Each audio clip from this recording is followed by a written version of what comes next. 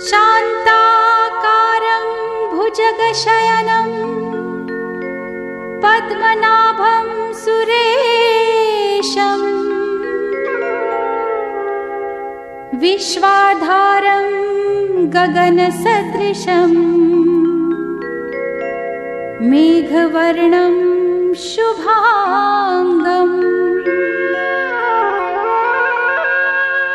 लक्ष्मीकान्तं कमलनयनं योगिभिध्यानगमयम्। भगवान नारायण के चरणों से उत्पन्न होकर पाप नाशिनी मां गंगे भगवान महादेव की जटाओं को स्पर्श करते हुए धरती पर प्रकट हुईं। महर्षि भगीरथ की अथक तपस्या और अगाध श्रद्धा के फलस्वरूप इस अलौकिक और पवित्रतम घटना का सूत्रपात हुआ। मां गंगे यदि अपनी तीव्र गति से पृथ्वी से टकराती तो संभव था कि धरती पर भीषण संकट उत्पन्न हो जाता। प्रलय तो होना ही था, साथ ही संभावना यह भी थी कि गंगा धरती को चीरकर पाताल में पहुंच जाएगी। इस विकट स्थिति को टालने का एकमात्र उपाय था महादेव का हस्तक्षेप।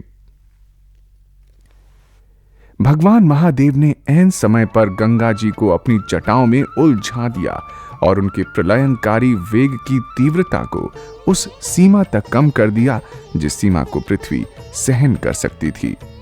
और इस तरह गंगा नदी पृथ्वी की मोक्षदायिनी के रूप में हमारे सामने है।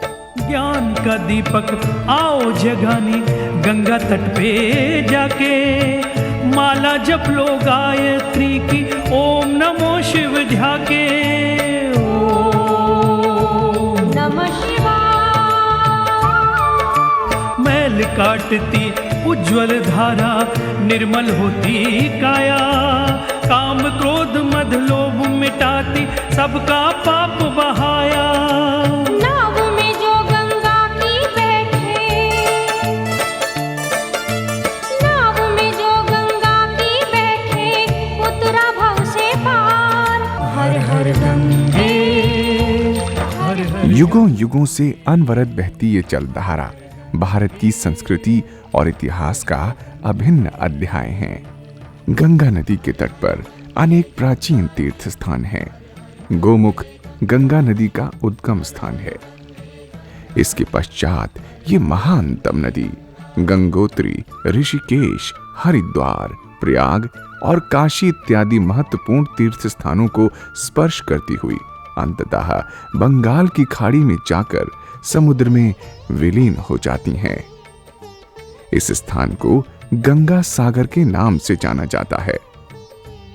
हमारी यह यात्रा मुख्य रूप से हरिद्वार, कनखल और ऋषिकेश पर आधारित है।